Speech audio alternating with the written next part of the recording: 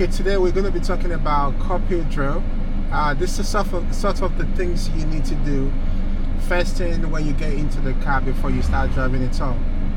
We have a mnemonic that we use to describe this, which is DSSM. So we got D for door, we got S for seat, we got second S for steering, the third S for seat belt, and the last one is M, which is mirror. So the first thing first, when you get into the car, you just want to check if all the doors in the cars are shut. So one way of telling is that you can have a look on the side mirror, both the left and the right. Make sure they're both nice and flush. If there is physically gap between the doors, that's an indicator that one of the door is not properly closed. Like on my right hand side, I can see that it's not nice and flush. There's a gap there. And also in the car, I can see on here that the light is on. That's also indicating that one of the doors is not shut. And on the dashboard as well, you can see a symbol there that shows that one of the doors is not shut. So I'm just going to make sure that I close the door properly, and hopefully that sign on the dashboard is gone. The lights there is gone as well. I can also see that the doors are nice and flush. So that's the first one, that's D. And the next one is seat. So in terms of the seat, there are a few things that we need to check that we're happy with. You want to make sure that you're nice and comfy when you're sitting before you start to drive. So the first thing I'm going to do in terms of the seat is how close am I to the pedals. So first thing, if I'm too far from the pedals, like so, I don't want to be stretching too much. You can see my knee there is very flat, so I don't want to be stretching too much to reach the bottom of the clutch, for example, which is one of the pedals you can use to check this. So I want to get closer but not too close. If I get too close, I'm going to get cramped there. Again, I don't want that, because when I'm bringing the clutch up, I might be banging my knee on the steering wheel, which I don't want to happen. So what I'm trying to do now is to get close enough. And how do I check if it's perfect? When I put the clutch all the way down, I want a slight bend of my knee. So that's a good indicator that I'm close enough and I'm not too far. Too far or too close to the pedals. So once I'm happy with the proximity of the seats to these pedals, which you've done now, the next thing I want to do is to check the height of the seat. Now in checking the height of the seat is pretty straightforward. What you want to do is to make sure that the steering is not blocking your view from seeing the bottom of the windscreen, and also from the bottom of the windscreen right up to the middle of it, I can see it. Once I can see that, that's just about enough.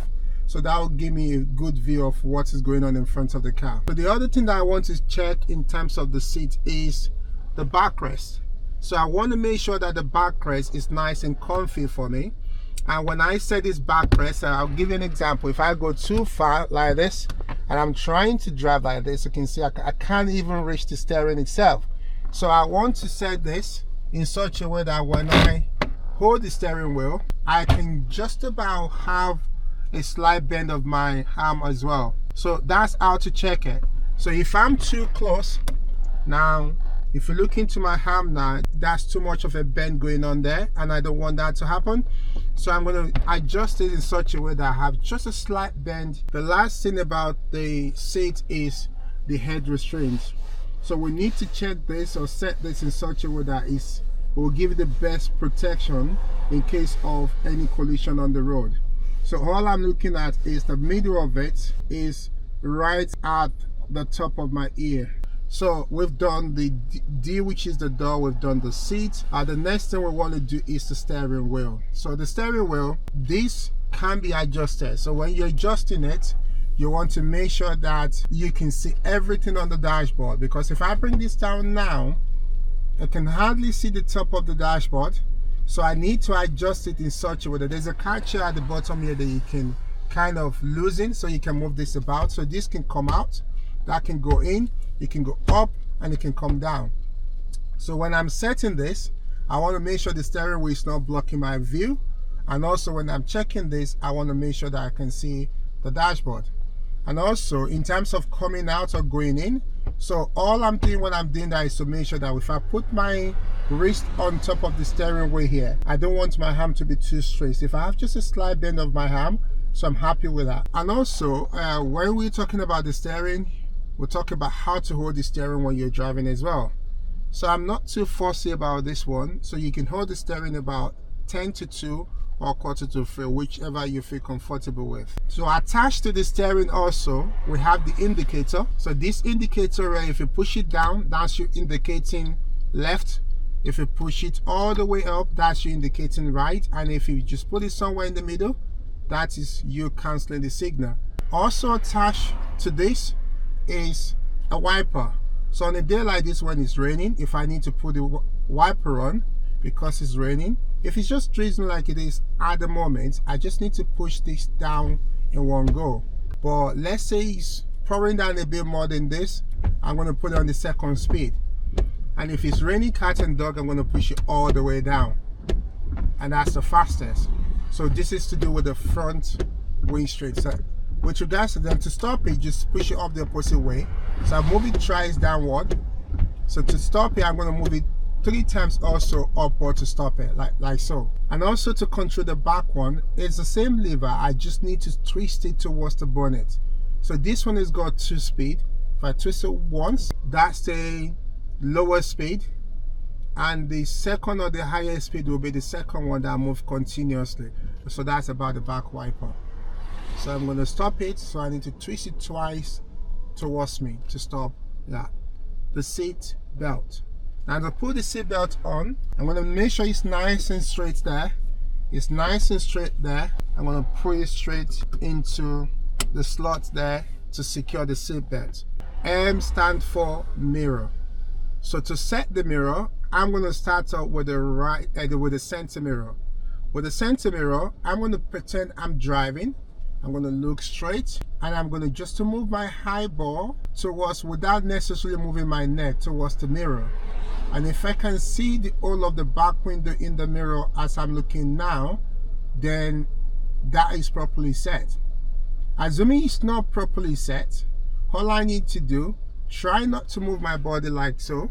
I'm going to sit in my normal sitting position or normal sitting position for driving, and I'm going to go to the edge of the mirror and try and adjust it in such a way that I can see the whole of the back window in this mirror. So once I'm happy, I'm going to leave it like so. With the minimal movement of the neck, you can see everything you need to see, because when you look into the mirror when you're driving, you want to do it like almost like half a second that quick.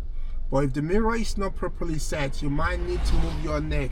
And sometimes you see learners moving their body as well. And as a result of that, the steering wheel will be moving towards their vision, which might be dangerous. Maybe they're moving towards the curb. Maybe they're moving towards the cyclist on the left. Now with the right door mirror or left door mirror, I'm going to start off with the right door mirror. So I've got a button here that controls the mirror for me. So I'll go in there, I'll make sure it's on R, which means right. And now that it's on R, I'm going to use this 4 directional pointers to control the mirror. But what do I want to see in the mirror? Now the reason why I want to see a little bit of this guy is so that whenever I see anything on my right side, I could actually judge how close or how far the object or the hazard is from the car. So in terms of going up and down, what I want to do is to imagine I divide the mirror into 2 horizontally. From the middle to the top, I want to be able to see the sky. And from the middle to the bottom, I want to be able to see the tarmac. So I'm going to do exactly the same thing with the left door mirror. So we've talked about D, which is door. We've talked about the seat. We'll talk about the steering wheel. We'll talk about the seat belt. And the last one is the mirror.